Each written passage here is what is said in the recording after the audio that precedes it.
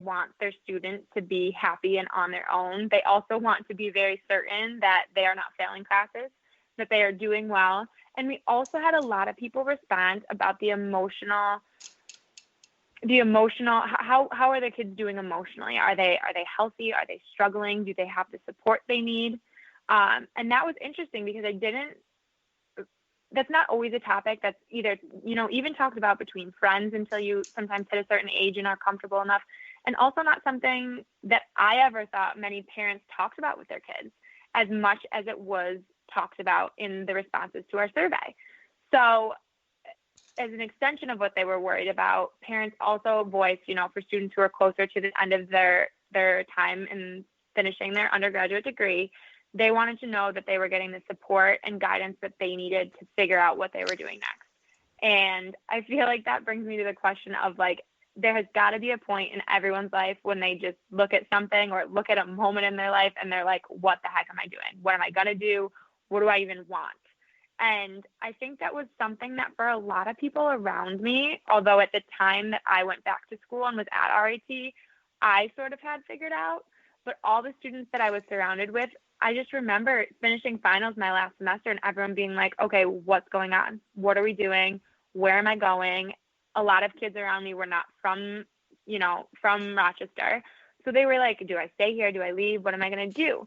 So although I had a good experience in terms of the career office and figuring out what I was going to do, we found that a lot of parents, and I've realized from my own personal experience, everyone was just really concerned about what was coming next.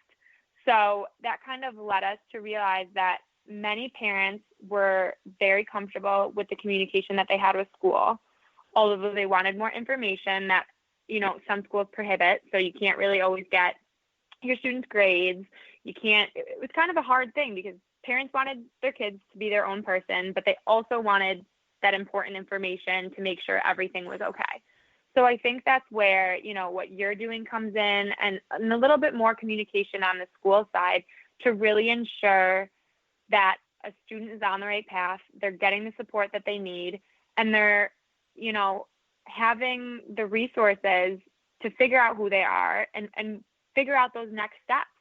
Because as we said, there was a lot going through my mind when I was in that, gap from school. And then when I was finishing school, especially being home and taking care of a lot of my own bills, you get thrown out on your own with not always all the support you need to figure it out. So closing that gap was what we realized needed to be given attention and worked on. Amazing work. I mean, and it is ironic that we connected that way because it's the same. It is very, very similar. And if I work with the young women, I'm going to be working with their parents because their parents are going to be writing the checks, and I have to be in tune with their concerns. Yeah. So, it's crazy that you experience so many of your friends graduating and not knowing what to do. And again, maybe that's their journey. Maybe that they weren't ready. Maybe they just, they didn't really spend time on that because school was so difficult. I don't really know, but how did the college, I'm just saying, when you were there, how did you guys get help from the career? Obviously, you have to go and proactively, the kids have to go and proactively do it themselves. Were you assigned a counselor? How did that all work? You do. So you are assigned a counselor. Everyone gets one, but there aren't, the school is huge. So there aren't, each counselor has got to have a couple thousand students at least. So they're overwhelmed. One thing that you and I had talked about before is that need for an appointment ASAP is not always something that can be fulfilled. And that's where things kind of don't meet. They don't click. So if I need help today for an interview tomorrow, or I need help today for an opportunity that's, right on the horizon, that if I don't get on top of it, I'm going to miss out. There's not always that instant help. And I think that's sometimes where being proactive as an individual, as a student comes in, but that's, in the middle of finals, in the middle of, 4 huge projects, it's not something you can always be, even if you're trying your hardest. So I think the support is there, but again, it's a lot of self-motivation to actually access it and make the most use of it. So that was where things kind of disconnected. And one thing that we talked about, and actually one of the findings from my work, was that parents actually were coming up with the idea of creating kind of a board of parents, or, a committee of parents, to help students, to provide extra resources, in whether that be with finding co-op opportunities, which are a part of the RIT undergraduate requirements, or, getting an internship after school, getting a job after school, even being able to answer those everyday questions of like how to deal with stress and anxiety and test taking. Those resources are available at school, but sometimes not in the way that's best suited for students, dependent on their schedule or how much they have on their plate. Are you working 40 hours a week and taking 18 credits? Sorry, you can't use this because it's 4 p.m. on Wednesday and you're not free. So it was an idea passed along that we found during our research, and also something you had talked about creating. And I think that's huge. I mean, you need that extra push, that extra availability, that extra connection when what the school is offering is not what you need, or not available when you need it. Yeah, I mean, that's it. It's so interesting. Yeah, we created that at my son's college, Connecticut College, and the parents formed together because they saw that same need that you're seeing, that you guys observed, that your work did, and they came together because they have the alumni association, which helps a lot with networking, but there needs to be more. It just needs to be more, because maybe there's certain alumni that don't fit into the box, or that, there's a different path. There's all kinds of stuff you can follow. So just more structure around it. I think it also... Go ahead. Oh, no, go ahead. Sorry. No, you. No. So I was going to say, it kind of checks that other box too, like that idea we were talking about, or I was talking about how parents, want to send their kids on their way, want them to be independent, but are still very concerned about their well-being. And I think that's an area, a population that's overlooked, are parents of college students and, friends of those parents that have the free time or the resources to really help students. Like that want to help is definitely there. And I think it's very overlooked, because that is a huge resource that could be better utilized in all colleges. I know. And it's just who do you get to at these colleges to really rally this? They have to be open to it. They have to be open-minded. Right. It's a whole thing.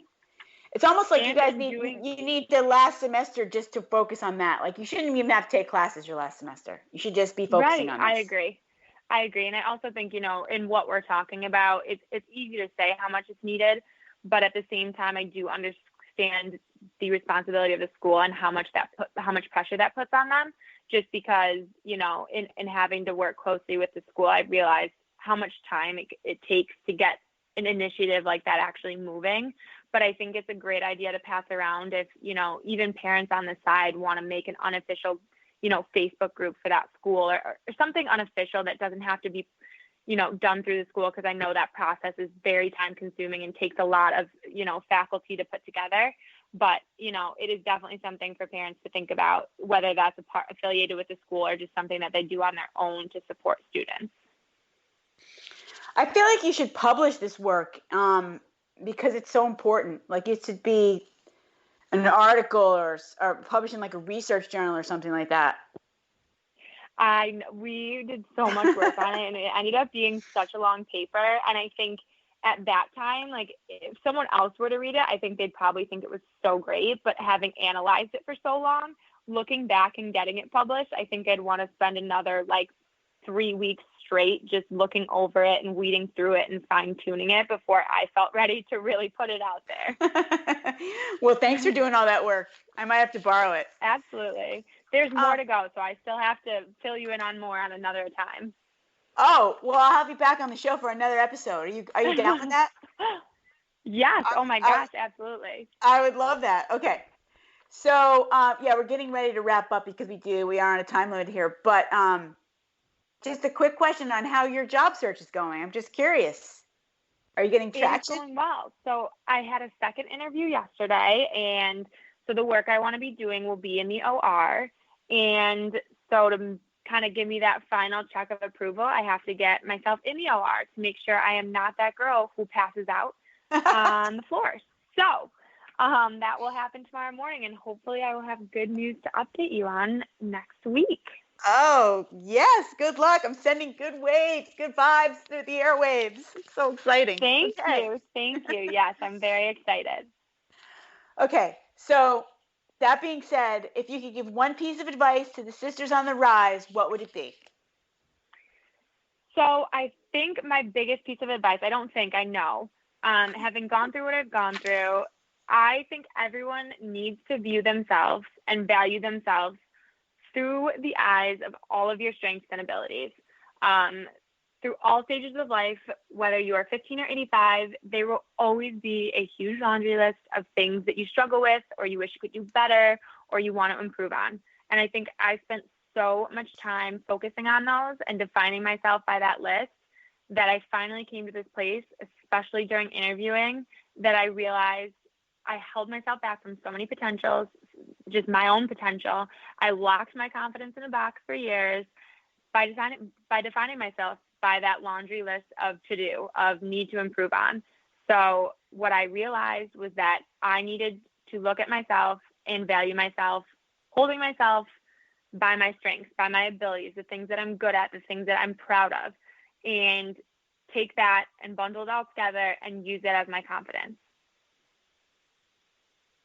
That is phenomenal, and it's obviously working because you're getting such positive traction with your new vision. So Thank you. powerful. Well, no, I feel like it is something too. Like I catch myself talking to my girlfriends about it and reminding them of it. Like you could sit in a room and you could all complain about the things that you wish were better. You could, go on a first date and feel like that person's not going to like you because X, Y, and Z could be better, or they won't like that. And that's just so not true. Like everyone has so much to bring to the table, and we all just have to find a way to be proud of our uniqueness and to know that we're all amazing in our own way, and just go with that.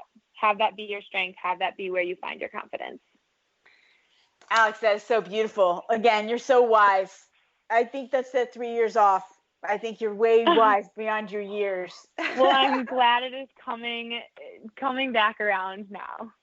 No, but it's true, because if you build on your strengths, it builds tenfold. And if you try to fix something that's a weakness, I mean, you can look at your weaknesses, you can look and try to improve those, but you get so much more payback on the strengths. So I'm with you. 100%. Absolutely. Yep. I totally agree with you. Okay. So I'm sure our listeners are going to want to connect with you. What's the best way for them to do that? Absolutely. So I have Instagram. My handle is Alexandra.Buckley. And my email is, again, alexandrabuckley@yahoo.com. So I am happy to answer questions or get in touch with anyone who would like to talk more. I'm sure they're going to want to have you fire them up. Thank you so much for being on the show. Thank you for your light that you shine on all of us. I really appreciate it. SuperGirls really appreciates you. And listeners, it's a wrap. Have a great rest of your night. Thank you so much. It was an honor to be here. Thank you for everything. Muchas gracias. And listeners, thanks for tuning in to the Hero Whispers. We love you guys and hope you go out there and slay dragons.